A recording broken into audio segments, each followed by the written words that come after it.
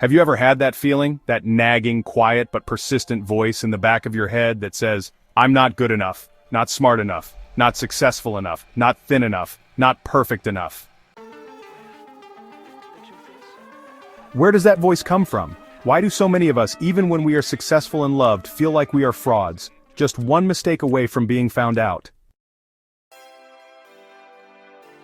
For decades, research professor Dr. Brené Brown has been studying these deeply human emotions, shame, vulnerability, and the feeling of not being enough. And in her groundbreaking, life-changing book, The Gifts of Imperfection, she offers a powerful and compassionate guide to silencing that inner critic and embracing a new, more courageous way of living, a way she calls wholehearted living. Today on Geeky Philosopher, we are not just going to summarize a book. We are going on a journey to let go of who we think we're supposed to be, so we can finally embrace who we are. This is a guide to the beautiful and brave art of being imperfect. So, to really get the wisdom in this book, you first have to understand the author.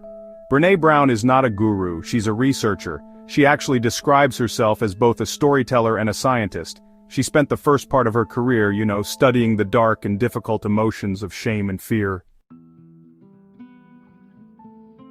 But as she analyzed the data from thousands of interviews, she kind of stumbled upon a different group of people. These were folks who lived and loved with a profound sense of worthiness. They were joyful, creative, and resilient. So she set out to understand what these wholehearted people had in common. The answers she found were honestly so counterintuitive, so contrary to her own way of living as a highly controlled and perfectionistic academic, that it actually sent her into what she calls a breakdown, which ultimately led to a spiritual awakening. The data was telling her that the path to a joyful, connected life was not through control and perfection, but through its exact opposite, vulnerability and imperfection. This book is the story of what she learned. Brown discovered that all wholehearted people lived by 3 core pillars. These are not personality traits, they are practices, choices that we can all make. The first is courage, and the definition she uses is beautiful. The word courage comes from the Latin cor, meaning heart. The original definition was to tell the story of who you are with your whole heart. Courage, therefore, is not about being fearless. It is about being vulnerable, about being willing to show up and be seen, even when you can't control the outcome. The second pillar is compassion. This is the practice of being kind to others, but also, and more difficultly, being kind to ourselves. It is the act of letting go of judgment and accepting that we are all flawed, struggling human beings doing the best we can. The third pillar is connection. This is the deep biological need we all have to belong, to be seen, and to be loved.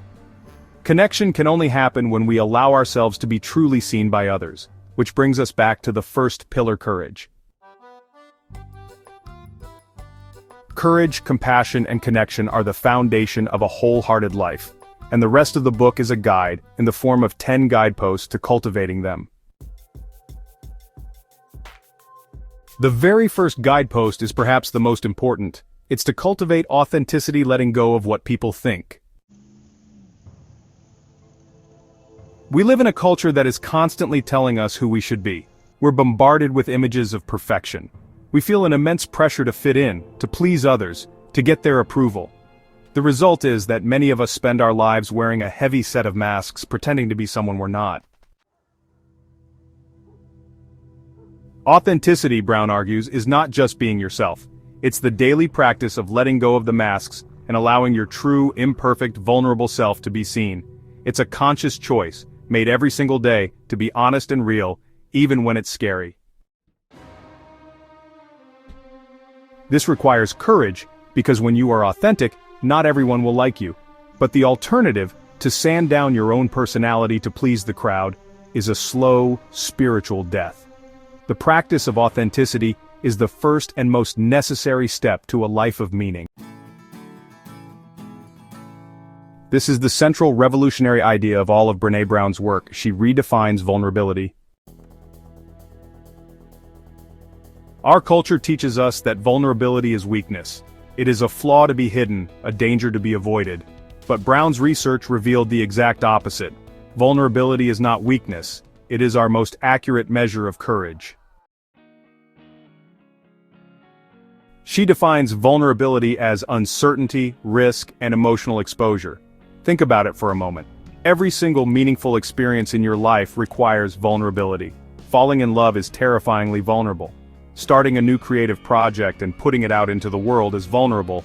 Having a difficult conversation with a friend is vulnerable.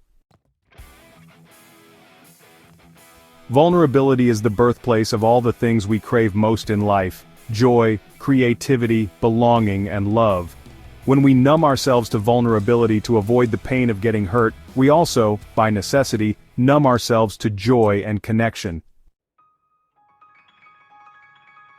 So, a wholehearted life is not a life without fear or risk. It's really a life where you have the courage to show up and be vulnerable, to lean into the discomfort, because honestly, you know that is where the real magic of being human happens. To be vulnerable, you must first understand its greatest enemy, shame. Brown makes a crucial distinction between shame and guilt. Guilt is the feeling I did something bad. Guilt is actually a healthy emotion because it's about our behavior and we can change our behavior. Shame, on the other hand, is the intensely painful feeling I am bad. It's the fear that if people see our true, flawed self, we will be deemed unworthy of connection. Shame is the gremlin that whispers in your ear, "You're not good enough." The problem with shame is that it thrives on secrecy, silence, and judgment. The less we talk about it, the more power it has. So, how do we fight it? We build shame resilience. The antidote to shame is empathy. The moment we share our story of shame with someone we trust, and they respond with empathy, with the simple words, "Me too," you're not alone, the shame begins to lose its power. It just can't survive in the light of connection. This requires immense courage. But, the practice of speaking our shame and seeking empathy is the key to developing a deep and unshakable sense of our own worthiness. The Gifts of Imperfection is not a checklist of things to do. It's really a call to a different way of being. It's a gentle but powerful manifesto for a life lived with courage, compassion, and connection. The 10 Guideposts are, a roadmap showing us how to let go of the things that are holding us back, like our fear of what people think, our perfectionism, and our need for certainty, and how to cultivate the things that bring us joy and meaning, like gratitude, play, and authenticity. And Brené Brown's work is honestly a profound gift. It's a reminder backed by rigorous research that we are not meant to be perfect. We're meant to be real. It teaches us that our imperfections are not a source of shame. They're actually the very things that connect us to each other and make us beautiful. The path to a wholehearted life is not about becoming flawless. It's really about having the courage to embrace all of who we are right now in this moment. Worthy, imperfect, and whole. This book is a permission slip. It's a permission slip to be vulnerable, to be imperfect, to be authentic. It is an invitation to lay down the heavy shield of perfection and to have the courage to show up and be seen. If you are someone who is ready to embrace the messy, beautiful, and courageous journey of a wholehearted life, then you are a part of this movement. Consider subscribing to Geeky Philosopher, where we believe that the greatest strength is found in our shared human imperfection. Thank you for being here today.